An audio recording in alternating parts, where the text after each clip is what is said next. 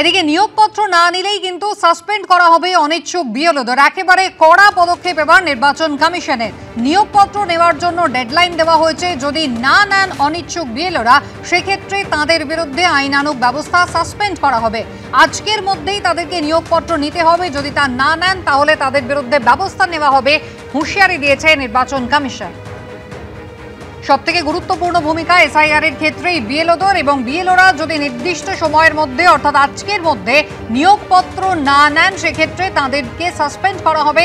নির্বাচন কমিশনের পক্ষ থেকে এমনই কড়া বার্তা দেওয়া হয়েছে। 143 জন অনিচ্ছুক বিএলও এখনো রয়েছেন, যাদের জন্য এই সময়সীমা বেঁধে দিয়েছে নির্বাচন কমিশন। 143 জন যে অনিচ্ছুকরা রয়েছেন, আজকের মধ্যে যদি তারা তাদের নিয়োগপত্র না নেন সেক্ষেত্রে তাদেরকে সাসপেনশনের পথে এগোবে নির্বাচন কমিশন। এই সমস্ত বিএলওদের মধ্যে বেশিরভাগই শিক্ষক, এবং এরা মূলত উত্তর কলকাতা, কোচবিহার এবং মুর্শিদাবাদের, এমনটাই সূত্র মারফত জানা গিয়েছে। এছাড়াও প্রত্যেকটি রাজনৈতিক দলের এজেন্ট অর্থাৎ বিএলএদের সঙ্গে কথা বলতে হবে ইআরওদের, সেই নির্দেশও কিন্তু ইতিমধ্যেই জেলা শাসকদের দেওয়া হয়েছে।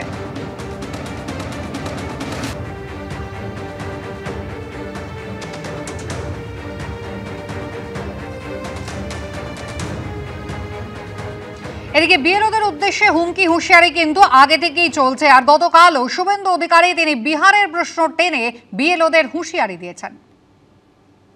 বিএলওরা কোনো পার্টি, কোনো দাদা দিদির কথা শুনবেন না, নইলে আপনাদের পরিণতিও বিহারের বিএলওদের মতো হবে। প্রত্যেকদিন রাজ্য থেকে 50টা জায়গা থেকে পাচ্ছি। আপনি ভাবছেন বিহারের পুলিশ নীতিশ কুমারের হাতে ছিল তাই জেলে গেছি। এখানের পুলিশ বাধ্য হবে আপনার বিরুদ্ধে ব্যবস্থা নিতে।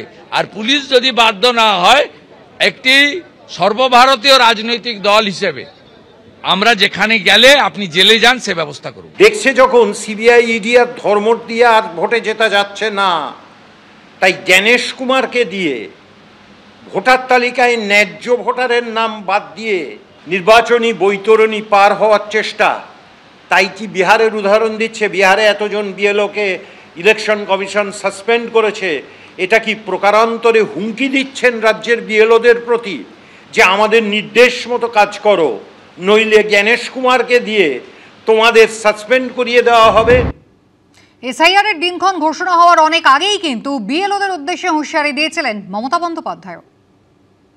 আপনারা বিএলও যেসব লিস্ট করেছেন, বিএলওদের কাছে আমার অনুরোধ থাকবে ভোটার লিস্ট থেকে কারো নাম যেন বাদ না যায় সেটা দেখার। মনে রাখবেন, ইলেকশন কমিশন তার নোটিফিকেশন যখন হবে ডেট অফ ইলেকশন, তখন থেকে এটা ইলেকশন কমিশনের আন্ডারে যায়। তার আগে স্টেট গভর্নমেন্ট, আবার ইলেকশনের পরেও স্টেট গভর্নমেন্ট। সুতরাং এটা মনে রাখবেন, আপনারা চাকরি করেন স্টেট গভর্নমেন্টের, কোনো মানুষকে অযথা হ্যারাস করবেন না।